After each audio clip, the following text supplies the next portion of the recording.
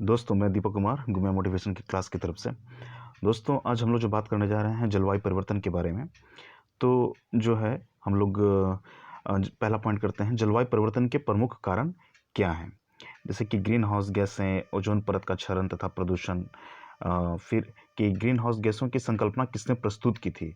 Joseph Fourier ने की थी।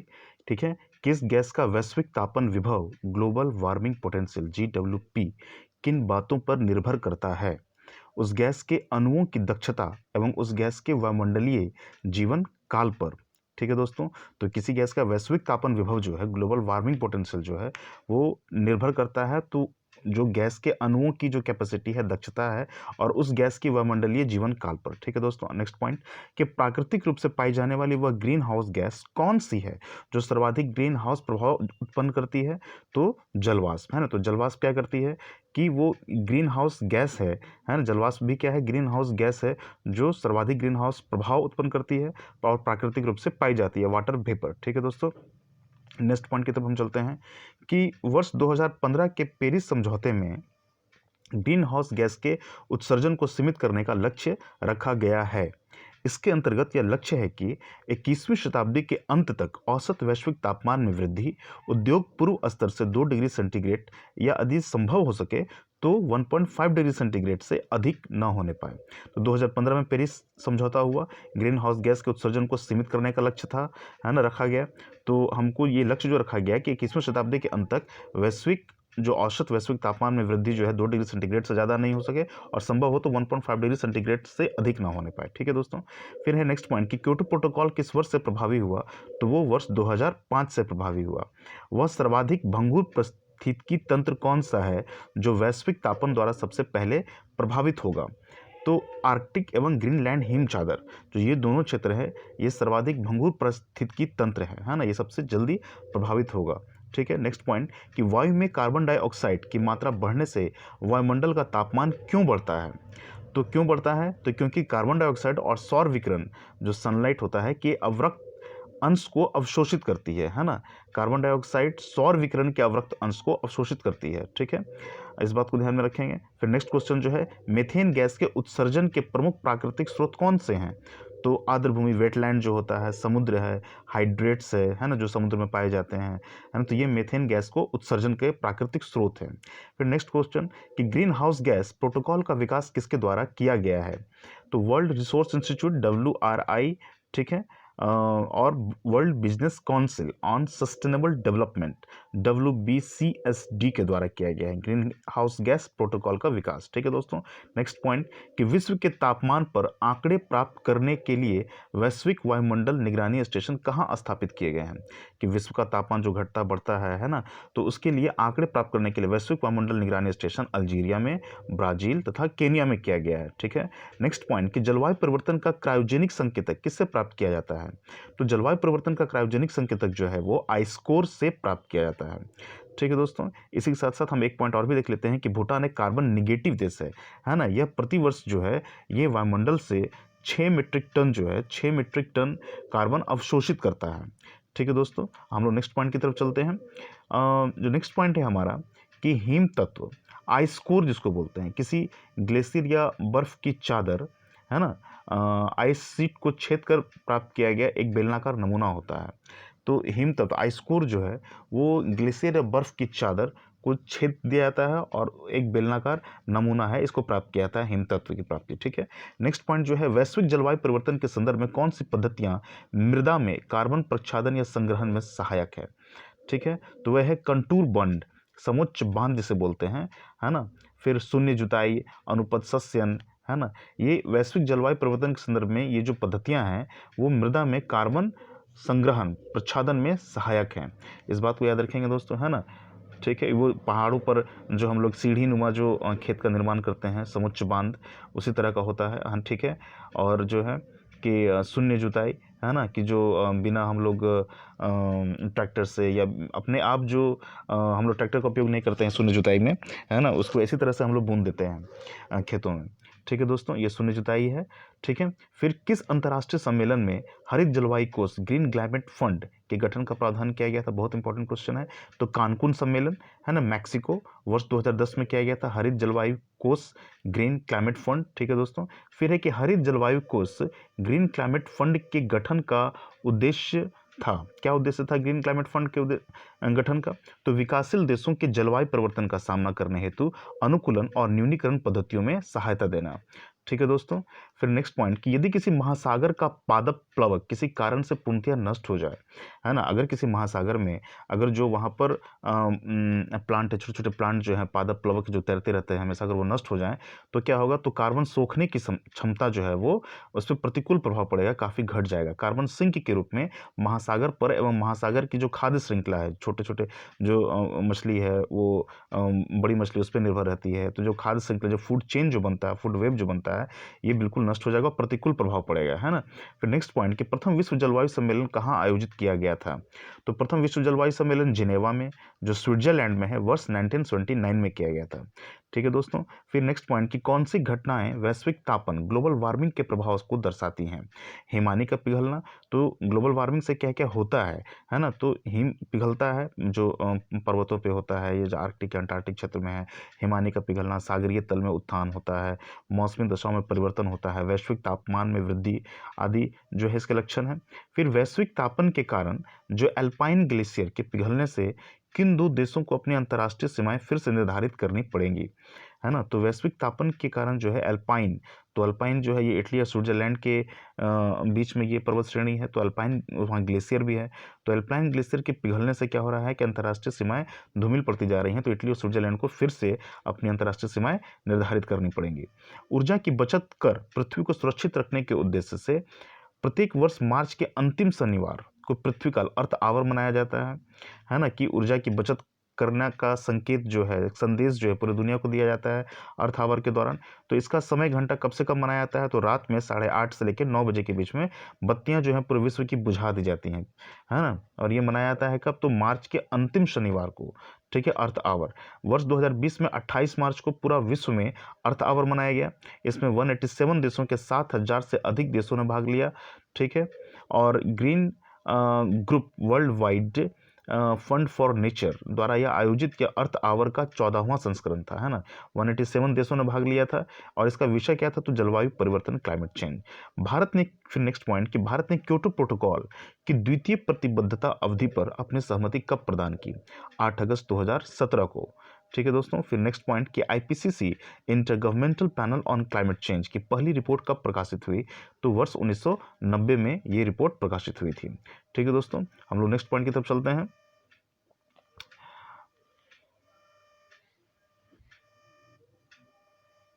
फिर जो है हम लोग एक इम्पॉर्टेंट जो है कि ओजोन परत एवं क्षरण एवं प्रदूषण, ozone layer depletion and pollution, है ना, इस पे बात करते हैं दोस्तों। तो हम लोग जो है ये इंपॉर्टेंट है, जो अभी आने वाले जो बीपीएससी है या और भी जो बिहार एसएससी है और भी जो राष्ट्रीय स्तर के एग्जाम है, सब में ये इंपॉर्टेंट है। ठीक है दोस्तों, ओजोन परत वायुमंडल के किस स्तर में स्थित होती है? ठीक है, तो याद रखेंगे स्ट्रेटोस्फेयर यानी कि समताप मंडल। ओजोन परत पृथ्वी से कितनी ऊंचाई पर स्थित है? तो 20 से 35 किलोमीटर। ठीक है, याद रखेंगे। नेक्स्ट पॉइंट कि वर्ष 2005 में तिब्बत पठार के ऊपर ओजोन आभा मंडल की खोज किसने की थी? तो वो कौन से वैज्ञानिक थे जिन्होंने तिब्बत पठार के ऊपर ओजोन हैलो की, ओजोन आभा मंडल की खोज की थी? तो उनका नाम था G.W. केंट मूर। ठीक है, G.W. केंट मूर। ठीक है दोस्तों, अंटार्कटिका के ऊपर जो है ओजोन छिद्र की खोज किसने की थी सर्वप्रथम? तो ब्रायन गार्डिनर तथा जोनाथन शैंकलिन। ब्रायन गार्डिनर तथा जोनाथन शैंकलिन। ठीक है दोस्तों, नेक्स्ट पॉइंट कि मॉन्ट्रियल प्रोटोकॉल किस पर्यावरणीय समस्या से संबंधित है? तो ओजोन परत के क्षय को रोकने से, ठीक है, ओजोन परत के क्षय को रोकने के लिए जो है मॉन्ट्रियल प्रोटोकॉल को लाया गया था। और ये जो ओजोन परत के क्षय होने से बहुत तरह की बीमारी हो जाती है, कैंसर, जो स्किन कैंसर हो जाता है, तो और भी बहुत तरह की समस्याएं आती हैं, तो मॉन्ट्रियल प्रोटोकॉल उसके लिए लाया गया था। ठीक है दोस्तों, ओजोन परत को किस इकाई में मापा जाता है? तो डॉप्सन इकाई, डॉप्सन यूनिट, DU। ठीक है दोस्तों, नेक्स्ट पॉइंट कि ओजोन परत के क्षरण के लिए कौन सी गैसें उत्तरदायी हैं? तो CFC, हैलोजन, है ना, नाइट्रस ऑक्साइड, है ना, फिर ट्राइक्लोरोएथिलीन, हैलोन, 1211, 1301 हेलोन के नंबर हैं ये, एक्सेट्रा। ठीक है, तो ओजोन परत के लिए जो ये सारी गैसें जो है काफ़ी हानिकारक हैं, ओजोन परत को नष्ट करती हैं। फिर ऐसे पदार्थ जो ओजोन की परत को कम से कम हानि पहुंचाते हैं, है ना, जो ओजोन फ्रेंडली होते हैं, ओजोन फ्रेंडली सब्सटेंस OFS बोलते हैं इसको, है ना, कहलाते हैं। भारत के श्रीनगर में ओजोन परत की मोटाई जो है वो सर्वाधिक पाई जाती है ना। जबकि अगर हम केरल में त्रिवेंद्रम की ओर जाएंगे तो क्या होगा कि वहां पर सबसे कम पाई जाती है ओजोन परत की मोटाई। ठीक है, तो सितंबर से अक्टूबर माह के मध्य में ओजोन परत की मोटाई में अधिक कमी आती है। सितंबर से अक्टूबर माह के बीच का जो समय है उसमें ओजोन परत की मोटाई जो है वो कम होती जाती है, अधिक कमी आती है। नेक्स्ट पॉइंट दोस्तों, कि वायु में तैरते श्वसनीय सूक्ष्म कणों का आकार कितना होता है। वायु में जो श्वसनीय सूक्ष्म कणों का आकार, जो मतलब कि सांस के द्वारा जो शरीर में चला जाता है, वो उसका आकार कितना होता है, तो 5 माइक्रोन से कम होता है। ठीक है दोस्तों, मानव जनित पर्यावरणीय प्रदूषण को क्या कहा जाता है, एंथ्रोपोजेनिक। ठीक है, मानव जनित पर्यावरणीय प्रदूषण को एंथ्रोपोजेनिक कहा जाता है। जैव निम्नीकरण, ठीक है, बायोडिग्रेडेशन रहित प्रदूषक पर्यावरण में किस प्रकार प्रवेश करते हैं, है ना, तो पर्यावरण में किस प्रकार प्रवेश करते हैं, जैव निम्नीकरण रहित प्रदूषक। तो क्या इसका उत्तर है, तो मानव जनित प्रदूषण के कारण, जो मानव के दौरान जो प्रदूषण फैलाया जाता है, उसी में जैव निम्नीकरण जो है, जैव निम्नीकरणीय रहित प्रदूषक पर्यावरण में प्रवेश करते हैं मानव जनित प्रदूषण के कारण। वे वायु प्रदूषक जो प्रदूषक स्रोतों से सीधे वायु में मिलते हैं, है ना, क्या कहलाते हैं, तो उसे हम प्राइमरी पॉल्यूटेंट या प्राथमिक प्रदूषक कहते हैं। वे वायु प्रदूषक जो प्रदूषक स्रोतों से सीधे वायु में मिलते हैं क्या कहलाते हैं, प्राथमिक प्रदूषक। ठीक दोस्तों, नेक्स्ट पॉइंट, कि ऐसे वायु प्रदूषक जो प्राथमिक प्रदूषकों तथा असाधारण वातावरणीय पदार्थों की क्रिया के फलस्वरूप उत्पन्न होते हैं क्या कहलाते हैं, द्वितीयक वायु प्रदूषक। यानी कि जो प्राइमरी पॉल्यूटेंट हुआ, प्राइमरी पॉल्यूटेंट के साथ जब साधारण वातावरणीय पदार्थ मिल जाते हैं तो क्रिया के फलस्वरूप होते हैं क्या कहलाते हैं, द्वितीय वायु प्रदूषक। ओजोन परत की खोज चार्ल्स फैब्री, ठीक है, और हेनरी बुसान, है ना, ओजोन परत की खोज किसने की थी, तो चार्ल्स फैब्री, हेनरी बुसान ने की थी। ठीक है दोस्तों, हम लोग नेक्स्ट पॉइंट की तरफ चलते हैं। तो आइए, ये सारे इंपॉर्टेंट पॉइंट्स हैं दोस्तों, है ना, और हम सबको जो है ये जल्दी जल्दी हम लोग रिवीजन करते जाएंगे ताकि आने वाले सभी एग्जाम में हम काफ़ी एग्जामिनेशन हॉल में काफ़ी आराम महसूस करें। ठीक है दोस्तों, नेक्स्ट पॉइंट, कि पेरोक्सी एसिटल नाइट्रेट, जिसको पैन भी बोलते हैं, पेरोक्सी एसिटल नाइट्रेट ओजोन तथा स्मॉग किस प्रकार के प्रदूषक हैं, तो ये द्वितीयक प्रदूषक है। याद रखेंगे हम कि PAN, peroxy acetyl nitrate, ozone तथा स्मॉग, ठीक है, ये द्वितीयक प्रदूषक है। यानी कि प्राथमिक प्रदूषक तो है ही, प्राथमिक प्रदूषक जब पर्यावरणीय प्रदूषण से मिल जाता है ना, तो ये द्वितीयक प्रदूषक बनता है। तो नाम याद रखेंगे कौन कौन सा है द्वितीय प्रदूषक, ओजोन है, स्मॉग है, नाइट्रेट है। ठीक है दोस्तों, फिर क्या है नेक्स्ट पॉइंट, कि कौन सा वायु प्रदूषक ऑक्सीजन की अपेक्षा अधिक शीघ्रता से रक्त के हीमोग्लोबिन में घुल जाता है, तो कार्बन मोनोक्साइड क्या है कि ऐसा वायु प्रदूषक है जो ऑक्सीजन की अपेक्षा अधिक शीघ्रता से रक्त के हीमोग्लोबिन में घुल जाता है। इसलिए जब कार का शीशा बंद होता है और एसी चलता रहता है तो कार्बन मोनोक्साइड निकलता है ना, तो इसके कारण जो है जब कार नहीं चल रही होती है तो एसी नहीं चलाना चाहिए, क्योंकि कार्बन मोनोक्साइड निकलता है और उससे दम घुटने की संभावना बढ़ जाती है। ठीक है, नेक्स्ट पॉइंट, कि जब अकार्बनिक पोषक जैसे फॉस्फेट तथा नाइट्रेट घुलकर जलीय पारिस्थितिकी तंत्र में आ जाते हैं तो ये जलीय पारिस्थितिकी तंत्र को किस घटना में वृद्धि करते हैं, तो सुपोषण, इसको यूट्रोफिकेशन बोलते हैं, है ना। जैसे कि फॉस्फेट और नाइट्रेट जो है किसी कारखाने से निकला और निकल करके जो उस तालाब में या फिर नदी में मिल जाता है ना, तो जलीय पारिस्थितिकी तंत्र में सुपोषण की क्रिया होती है, यूट्रोफिकेशन की क्रिया होती है। फिर क्या होता है कि अगर ये यूट्रोफिकेशन जहाँ सुपोषण हो गया तो वहाँ पर जलकुंभी जो है, जल में पाए जाने वाले जो छोटे छोटे पौधे हैं वो बहुत स्पीड से ग्रो करने लगते हैं, फिर वहाँ पर वो ऑक्सीजन का शोषण ज़्यादा कर लेते हैं जिससे मछलियाँ मरने लगती है वहाँ पे, तो परेशानी होती है। नेक्स्ट पॉइंट, कि वाहनों में पेट्रोल के दहन के परिणाम स्वरूप से कौन सी धातु वायु को प्रदूषित करती है, तो पेट्रोल के जलने से लेड, है ना, लेड जो है निकलता है, वो धातु जो है वायु को प्रदूषित करती है। ऐसे प्रदूषक जो सूक्ष्म जीवों जैसे जीवाणु आदि के द्वारा समय के साथ प्रकृति में सरल हानि रहित तत्वों में विघटित कर दिए जाते हैं क्या कहलाते हैं, तो जैव विघटित प्रदूषक। ठीक है दोस्तों, जैव विघटित प्रदूषक कहलाते हैं, है ना। नेक्स्ट क्वेश्चन, कि अम्ल वर्षा के लिए कौन सी गैसें उत्तरदायी हैं, तो नाइट्रस ऑक्साइड एवं सल्फर डाइऑक्साइड उत्तरदायी हैं एसिड रेन के लिए। ठीक है दोस्तों, याद रखेंगे। नेक्स्ट क्वेश्चन, अम्ल वर्षा से मृदा पर क्या प्रभाव पड़ता है, तो अम्ल वर्षा जब मृदा पर पड़ती है तो क्या होता है, मृदा का पीएच वैल्यू जो है वो कम हो जाता है। ठीक है दोस्तों, नेक्स्ट पॉइंट कि एस्बेस्टस फाइबर से युक्त वातावरण में अधिक समय तक रहने से कौन सा रोग हो जाता है? तो एस्बेस्टोसिस नाम का रोग हो जाता है, जहाँ पर एस्बेस्टस बनता है जिस फैक्ट्री में, है ना, तो उस फाइबर में जो कण जो उड़ता है तो वो श्वास नली के द्वारा शरीर में जाता है ना, इससे फिर एस्बेस्टोसिस हो जाता है। जैव उपचारण से तात्पर्य है जीवों द्वारा पर्यावरण से विषाक्त पदार्थों का निष्कासन, है ना। जैव बायोरिमेडिएशन से क्या तात्पर्य है?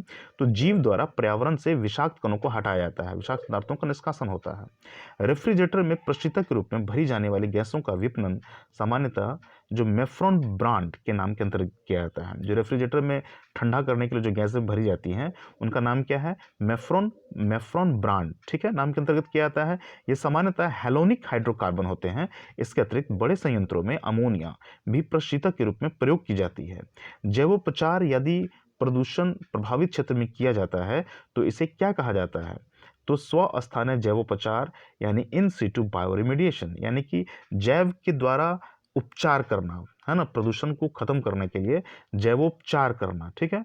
तो अगर किसी स्थल पर प्रदूषण है उसको अगर हम बायोरिमेडिएशन के द्वारा, है ना, कुछ पौधे लगा करके, कुछ ऐसे जीवाणु छोड़ करके अगर हम उस प्रदूषण रहित बनाते हैं उस क्षेत्र को, उसको इन सिटू बायोरिमेडिएशन बोलते हैं, ठीक है। यदि प्रदूषित पदार्थ को किसी अन्य स्थान पर ले जाकर उसका जैव उपचार किया जाए तो इस प्रक्रिया को क्या कहते हैं? तो इसको क्या कहते हैं? बाह्य स्थानीय जैवोपचार, एक्स सिटू बायोरिमेडिएशन। यहाँ पर समझ लेते हैं थोड़ी से इस पॉइंट को कि अगर प्रदूषित पदार्थ को हम दूसरी जगह पर ले जाते हैं और उसका तब जैव उपचार करते हैं, इस प्रक्रिया को हम, क्योंकि उस स्थान पर जहाँ पर प्रदूषण था उस स्थान पर नहीं है, वो उसको हटाकर किसी दूसरे स्थान पर ले गए हैं उसको मतलब कि प्रदूषण रहित करने के लिए, तो उसको हम एक्स सिटू बायोरिमेडिएशन बोलते हैं। नेक्स्ट पॉइंट कि प्रदूषकों को जड़ों एवं पत्तियों में संग्रहित कर जैवोपचार करना क्या कहलाता है? तो फाइटो निष्कर्षण, फाइटो एक्सट्रैक्शन बोलते हैं, ठीक है दोस्तों, है ना। तो हम लोग जो है इस प्रकार ये कुछ इंपॉर्टेंट पॉइंट किए, है ना। इस तरह से हम नेक्स्ट वीडियो में भी इस तरीके से कुछ इंपॉर्टेंट पॉइंट करते जाएंगे और इस तरह से जल्द हम ढेर सारी वीडियो लाएंगे ताकि आप रिवीजन जल्द से जल्द कर सकें और आगे आने वाले सभी एग्जामों में सफलता सुनिश्चित कर सकें।